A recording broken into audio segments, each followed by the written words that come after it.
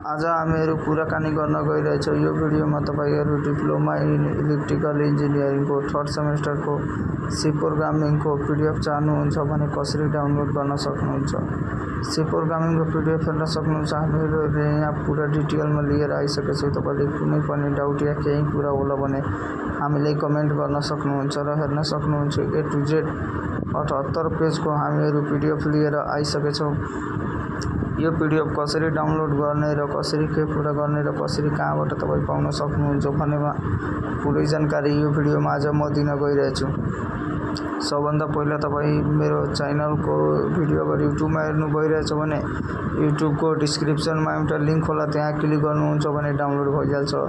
या तपाई यो भिडियो टिकटकमा हेर्दै हुनुहुन्छ भने टिकटकको कमेन्टमा एउटा डाउनलोड लिंक होला, त्यहाँ क्लिक गरेर यो भिडियो डाउनलोड गर्न सक्नुहुन्छ।